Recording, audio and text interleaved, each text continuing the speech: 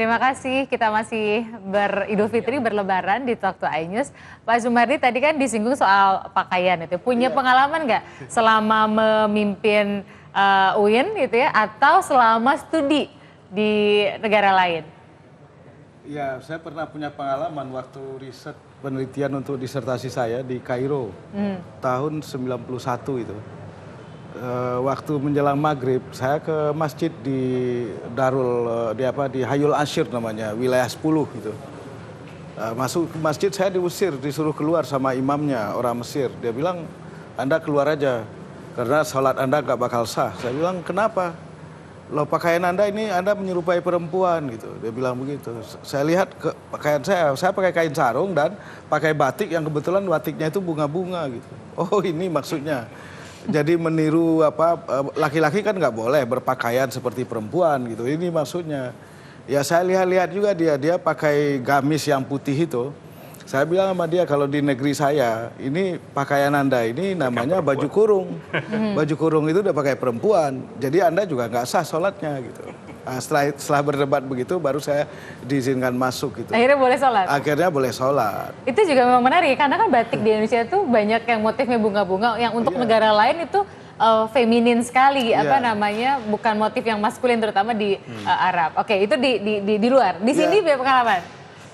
Kalau di sini saya kira ya. Pada saat misalnya ada tamu dari. Kalau di sini ya pernah itu kita kedatangan tamu di UIN dari Pakistan dan Afghanistan.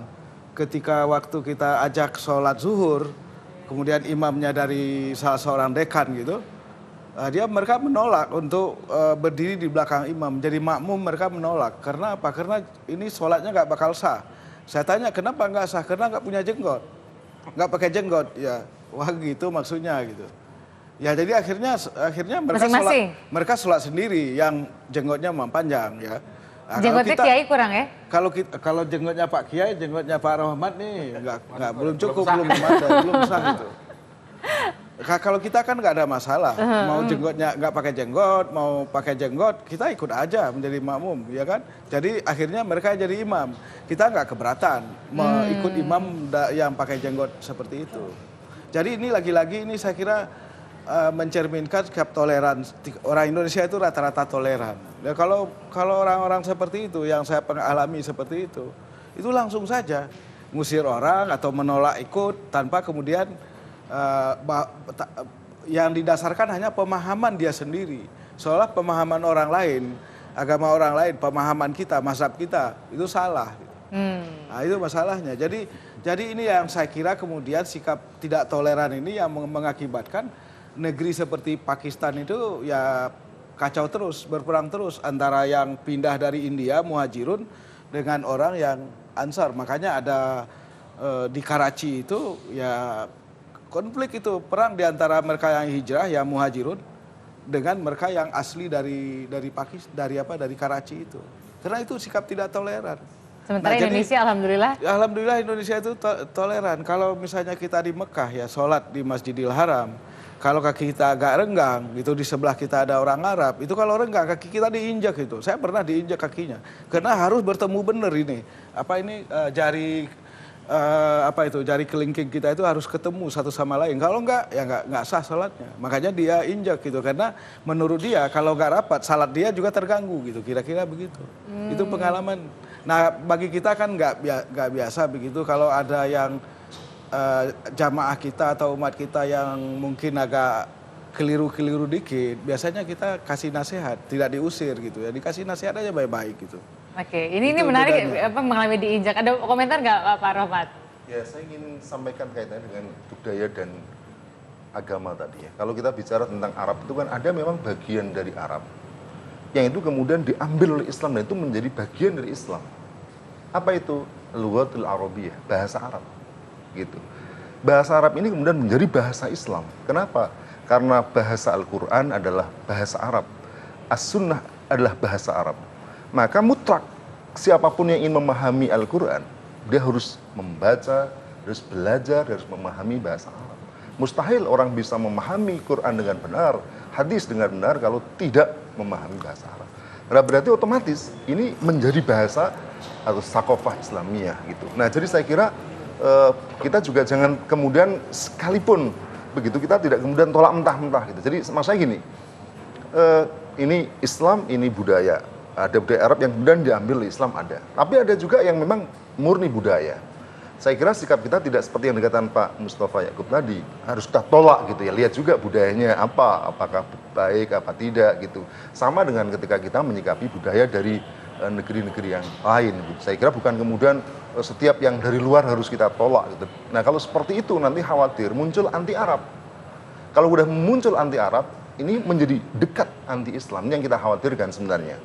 Itu yang pertama. Kemudian yang kedua, kaitannya dengan sekarang ini yang langgam Jawa ini itu yang kita khawatir. Boleh komentari tadi nggak waktu Ya. teman-teman senada? Iya, termasuk yang Iya. tadi. Ya, saya ingin menegaskan apa yang dicontoh, apa yang didendangkan oleh teman senada tadi itu bukti bahwa ketika langgam itu diutamakan, maka akhirnya panjang pendek itu mengikuti langgam.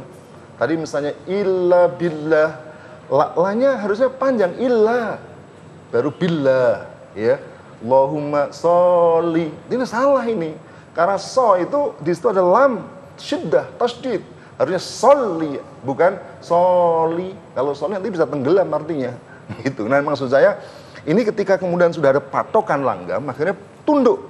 Bacaan Islam ini, bacaan Quran, bacaan hadis itu tunduk kepada langgam tadi. Dan ini ketika kemudian, karena di istana itu kan tidak ada langgamnya, dandang gulo itu. Akhirnya ketika ada langgamnya seperti itu, bacaan Quran itu sedikit banyak, itu kemudian mengikuti langgam yang sudah ada. Ya mestinya ya langgam lah yang, atau nada, nadom itu mengikuti panjang pendek yang telah ditetapkan oleh Al-Quran, sehingga tidak mengubah arti. Saya kira itu. Ya. Ada tambahan lain nggak soal langgam? Sebelum saya mau masuk makanan, saya udah nggak sabar membahas makanan. Saya pikir begini, jadi itu yang disebut dengan istilahnya takaluf gitu ya. Memaksakan diri untuk mengikuti nada.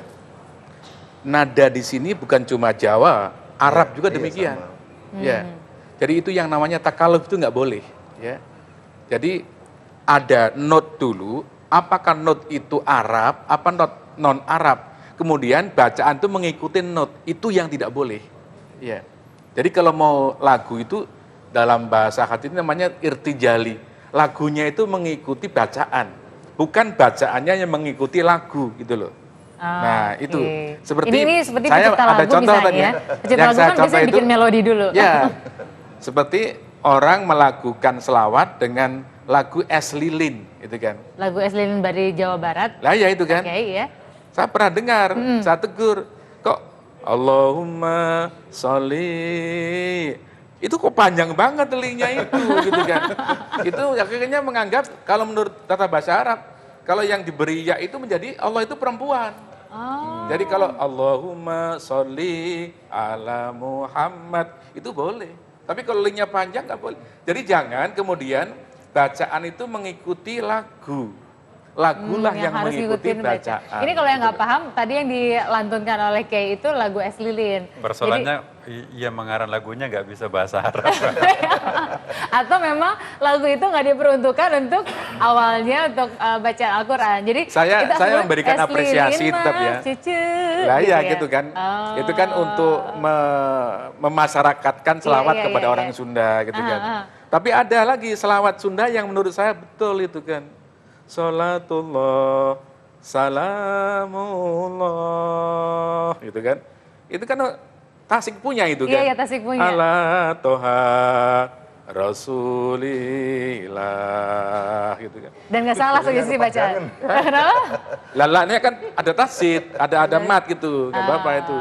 Iya. Salatullah, salamullah, ala yasin, habibillah. Sunda banget itu. Sudah banget. Hah?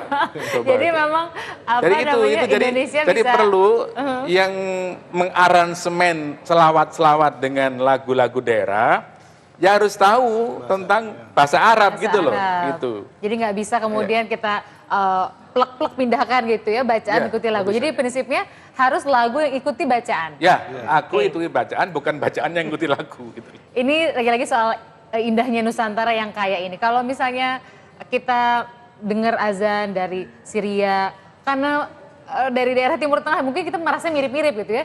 Arab Saudi, Syria, menurut kita yang awam ini rasanya mirip-mirip. Kalau Indonesia beda pulau aja udah beda gitu kan. Mari kita bicara soal makanan. Ini soal ketupat. Tadi kan disinggung bahwa apa yang disantap oleh baginda Rasulullah juga jangan-jangan kita nggak terlalu suka juga. Karena kan itu masalah selera gitu ya. Misalnya kalau kita umroh atau haji itu makanan kebiasaan orang Arab itu kan lidahnya bisa aja nggak kurang klik gitu sama lidah kita.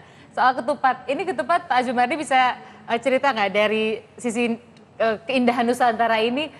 Saya pernah baca, ini ternyata filosofis bentuk ini, Pak Azumardi. Iya. Ya ini kan apa ya, kalau kita lihat secara filosofis ini kan menggambarkan satu kesatuan dari dua helai daun yang sebetulnya terpisah satu sama lain gitu.